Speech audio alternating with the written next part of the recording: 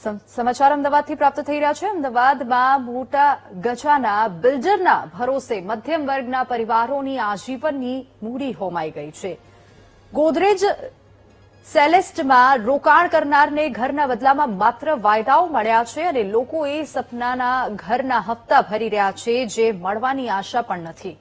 ગોદરેજની brand પર વિશ્વાસ રાખી ઘર બુક કરાવનારા લોકો સાથે વિશ્વાસઘાત થયો છે અને મેમનગરમાં ચાલતી ગોદરેજની સાઇટ પર લોકોનો વિરોધ જોવા મળી રહ્યો છે। ગોદરેજ આર્ચોસ પર જઈને રોકાણકારોએ વિરોધ નોંધાવ્યો છે। ગોદરેજ ગાર્ડન સિટીમાં 2022માં શરૂ થયો હતો ગોદરેજ સેલેસ્ટ નામનો પ્રોજેક્ટ અને 1100થી પણ વધુ રહીશોએ ગોદરેજ સેલેસ્ટમાં ઘર બુક કરાવ્યા હતા। જો કે ગોદરેજે રોકાણકારો પાસેથી અત્યાર સુધીમાં ઉઘરાવ્યા છે 233 કરોડ રૂપિયા અને ગોદરેજ સેલેસ્ટમાં ઘર તો છોડો એક ઈંટ પણ હજુ સુધી નથી મુકાઈ અને રહીશોએ સીએમઓથી માંડીને રેરા સુધી ફરિયાદ કરી હોવા છતાં કોઈ નિરાકરણ નથી આવ્યું। ડિસેમ્બર 2025માં બિલ્ડર સાથે થયેલી બેઠકમાં પૈસા પરત કરવાની સમજૂતી પણ થઈ હતી, જો કે હજુ સુધી પૈસા પરત પણ નથી અપાયા। સમજૂતીને પણ 6 મહિના થયા છતાં રોકાણકારોને પૈસા નથી પરત કરવામાં આવ્યા।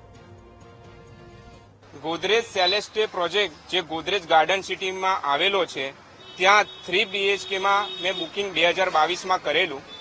અત્યાર સુધી 21 લાખથી વધુની રકમ ચૂકવી દીધી છે। છેલ્લા 4 વર્ષથી પ્રોજેક્ટનું કામ બંધ છે। અત્યારે ત્યાં સાઇટ ઉપર બિલકુલ કામ થઈ રહ્યું નથી। 4 વર્ષ થઈ ગયા, 21 લાખ રૂપિયા આપી દીધા, તે છતાં પણ મારી જેવા રેરાના રેકોર્ડ મુજબ 1166 બુકિંગ થયા છે। તે જોતા આપણે કહી શકીએ કે 200 કરોડથી વધુની રકમ ગોદરેજ સેલેસ્ટ પ્રોજેક્ટ ગોદરેજના બ્રાન્ડ ઉપર એકત્રિત કરી દીધી છે, પણ 4 વર્ષથી કામ બંધ છે અને આજે અમે વિરોધ રૂપે ગોદરેજ પ્રોપર્ટીઝનો નવો પ્રોજેક્ટ વસ્ત્રાપુરમાં જે લક્ઝુરિયસ પ્રોજેક્ટ ચાલુ કર્યો છે, તમે જોઈ શકો છો પાછળ, એ પ્રોજેક્ટ અમે વિરોધ રૂપે આવ્યા છે। 2022 કરાવ્યું છે, મારા જેવા 1100 ફેમિલીએ બુકિંગ કરાવ્યું હતું। એ જ આશા કે અમને બી અમારું સપનાનું ઘર છે એમને બતાવ્યું હતું ફ્લાયરમાં, ટીવીમાં, એ જ અમને મળશે।